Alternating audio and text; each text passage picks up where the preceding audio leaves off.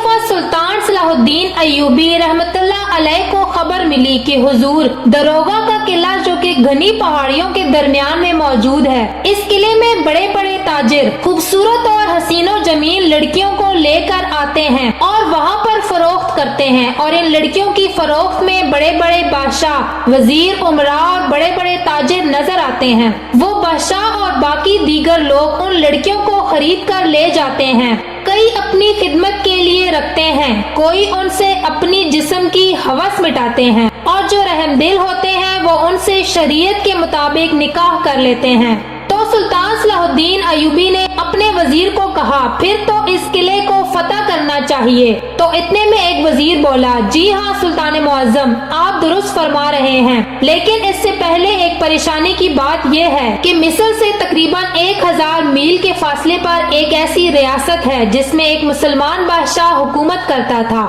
उसके महल में मौजूद गद्दारों ने महल पर कब्जा जमा लिया और इस बादशाह को भी कैद कर लिया और इसके तख्त पर अपनी मर्जी का एक और बादशाह बिठा दिया। तो सुल्तान सलाहुद्दीन अय्यूबी ने कहा कि इनका मकसद क्या है? तो वजीर ने कहा, सुल्तान मुअज्जम, हमारे जासूसों की खबर के मुताबिक वो बादशाह आपके साथ इल्हाक करके अपनी तिजारत को मजीद फरोग देना चाहता था और अपने इलाके में अमन कायम करना चाहता था, लेकिन इस महल में मौजूद दुश्मनों के जासूसों और गद्दारों को ये बात पसंद नहीं आई और उन्होंने इसको कैद करके उससे उसकी सल्तनत छीन ली, और वो जानते थे कि शहजादी ये सब कभी नहीं होने देगी। तो उन्होंने शहजादी को एक बहुत बड़े ताजिर के हाथ फरोख्त कर दिया। जब ये खबर सुल्तान सलाहुद्दीन अय्यूबी ने सुनी तो वो बड़े हैरान और परेशान हुए और सिपाहियों को कहने लगे कि जब भी कोई मुसलमान हक की बात के लिए आवाज उठाता है तो इस आवाज को दबोचने के लिए कई गीदड़ इकट्ठे हो जाते हैं, लेकिन मैं इनको कभी अपने इरादों में कामयाब नहीं होने दूंगा। इतने में अली बिन सुफियान ने सुल्तान से कहा, सुल्तान मुअज्जम, अब आप क्या करेंगे? तो सुल्तान ने कहा, मैं इस किले के अंदर जाऊंगा और सबसे पहले इस शहजादी को खरीद कर आजाद करवाऊंगा और उसके बाद मैं अपना लश्कर लेकर उस महल पर हमला कर दूंगा और उसमें मौजूद कैद बादशाह को आजाद करवा के जुल्म को मिटा दूंगा। तो इतने में सुल्तान का एक वजीर कहने लगा, सुल्तान मुअज्जम, इस किले के अंदर सैकड़ों की तादाद में लड़कियां खरीदो फरोख्त होती हैं, तो आपको कैसे पता चलेगा कि इनमें से कौन सी शहजादी है? आप इन सारी लड़कियों को तो नहीं खरीद सकते। तो सुल्तान सलाहुद्दीन अय्यूबी ने कहा कि सुल्तान की आंखें इतनी कमजोर नहीं कि एक आम औरत और एक शहजादी में फर्क न। सुल्तान ने कहा, वो क्या चीज होगी? तो इतने में बूढ़े बुजुर्ग ने सुल्तान के हाथों में देखते हुए कहा, सुल्तान मुअज्जम, आपके हाथ में जो अंगूठी है ये देखने में एक आम सी लगती है और ऐसा लगता है कि बाजार में इसकी कीमत चंद सिक्के के अलावा कुछ नहीं होगी, लेकिन एक असली जौहरी ये बता सकता है कि ये अंगूठी कितनी कीमती है और ये बात सिर्फ आप ही जानते हैं। तो सुल्तान सलाहुद्दीन अय्यूबी रहमतुल्लाह अलैह को बूढ़े की ये बात समझ आ गई। फिर सुल्तान ने कहा कि अब बताओ दूसरी कौन सी तरकीब इस्तेमाल करोगे? तो उस बूढ़े बुजुर्ग ने कहा कि मैं अपने हाथ में एक ऐसी दवा लगाऊंगा जिसको लगाने से हाथ में थोड़ी देर के लिए सख्ती आ जाती है और मुझे यकीन है कि मैं जब सारी लड़कियों से हाथ मिलाऊंगा तो इनमें से जो आम लड़की होगी उसने अपनी जिंदगी में बहुत उतार चढ़ाव देखा होगा, उसको मेरे हाथ की सख्ती से कुछ नहीं होगा, लेकिन जैसे ही मैं शहजादी से हाथ मिलाऊंगा वो हाथ की थोड़ी सी सख्ती को भी बर्दाश्त नहीं कर सकेगी और इसके चेहरे से ही पता चल जाएगा कि उसे तकलीफ हुई है, और इसी तरह मैं इन 100 में से एक शहजादी को बआसानी निकाल सकता हूँ। सुल्तान सलाहुद्दीन अय्यूबी रहमतुल्लाह अलैह ने बाबा जी को कहा कि आपने मेरे दोनों सवालों के बेहतरीन जवाब दिए हैं, बताइए कि अब आपकी क्या ख्वाहिश है? तो बूढ़े ने कहा, सुल्तान मुअज्जम, मैं कई दिनों का भूखा हूँ, मुझे बस एक वक्त का खाना दे दीजिए। मैं अल्लाह से दुआ करूँगा कि अल्लाह ताला आपकी सल्तनत को रंग लगाए। सुल्तान सलाहुद्दीन अय्यूबी ने बावर्ची को कहा कि बाबा जी को कमरे के अंदर ले जाओ और पुरलुत्फ खाना खिलाओ, और खाना खिलाने के बाद अगर ये इस महल में रुकने के लिए राजी हो जाएं, तो इनको एक कमरा दिखा दो।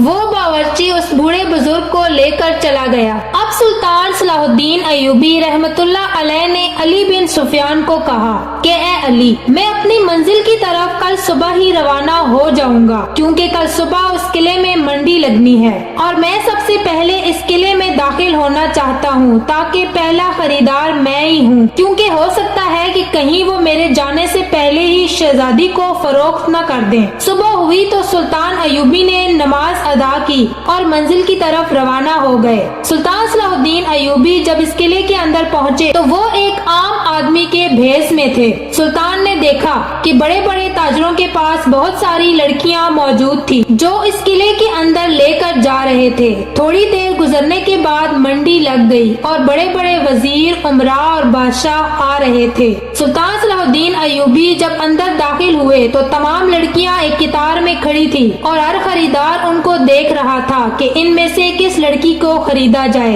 अब सुल्तान सलाहुद्दीन अयूबी रहमतुल्लाह अलैह ने बुजुर्ग की तरकीब पर अमल किया और सबसे पहले अपने हाथ में वो अंगूठी ली और इन सब लड़कियों को इस तरह से हाथ दिखाया कि सामने से अंगूठी साफ साफ नजर आ जाए। अब जो वहाँ आम लड़कियाँ थी यानी जो किसी गरीब या मजदूर की बेटियाँ थी तो उन्होंने सुल्तान की अंगूठी को देखकर किसी हैरानगी का इजहार नहीं किया। लेकिन जब थोड़ी देर के बाद सुल्तान ने उसी शहजादी के सामने अपना हाथ लहराया तो सुल्तान की अंगूठी को देखकर उस लड़की की आंखें फटी की फटी रह गईं। वो सुल्तान को शक्ल से नहीं जानती थी क्योंकि सुल्तान ने अपना भेष बदला हुआ था। फिर वो दिल में सोचने लगी कि सुल्तान सलाहुद्दीन अयूबी ऐसा सुल्तान नहीं कि जो लड़कियों की खरीदो फरोख्त करे, वो तो किसी न किसी जंग में काफिरों के सर उतार रहा होगा। उसका इस गलीज किले में क्या काम। लिहाजा वो लड़की खामोश हो गई।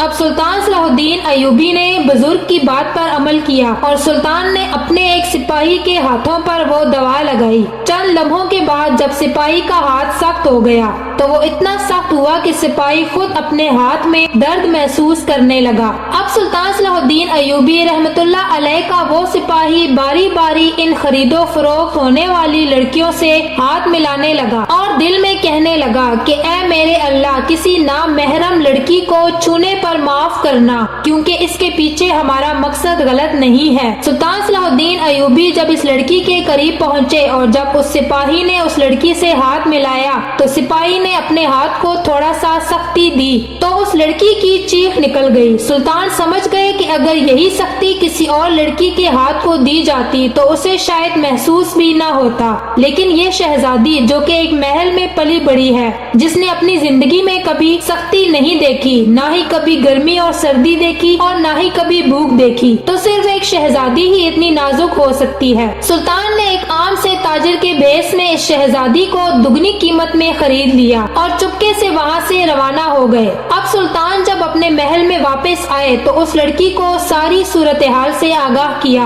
और कहा कि अब मैं तुम्हारे बाप को आजाद करवाने में तुम्हारी मदद करूंगा। सुल्तान सलाहुद्दीन अयूबी ने बड़ी अक्लमंदी से एक बेहतरीन हिकमत अमली बनाई और इस बादशाह के महल में खुफिया रास्ते से दाखिल हो गए और सुल्तान के इशारा करते ही सुल्तान के सिपाहियों ने इन गद्दारों पर हमला कर दिया और इन तमाम गद्दारों को मार दिया। और इसके बाद सुल्तान सलाहुद्दीन अयूबी की मदद से वो बादशाह फिर से तख्त नशीन हुआ और सुल्तान सलाहुद्दीन अयूबी इस बादशाह को अलविदा कहकर वापस अपने महल की तरफ रवाना हो गए। वापस आकर सुल्तान सलाहुद्दीन अयूबी ने उस वजीर से पूछा कि वो बाबा कहाँ है, तो वजीर ने बताया कि हुजूर वो बाबा जी खाना खाकर उसी वक्त ही चला गया था। अब सुल्तान सलाहुद्दीन अयूबी ने अपने कमांडारों को कहा कि मैं उस वक्त तक चैन की सांस नहीं लूंगा जब तक उस किले को जिसमें लड़कियों की खरीदो फरोख्त होती है पता नहीं कर लूंगा, क्योंकि जिस जगह पर हमारी बहन बेटियों की इज्जत की बोली लगाई जाती है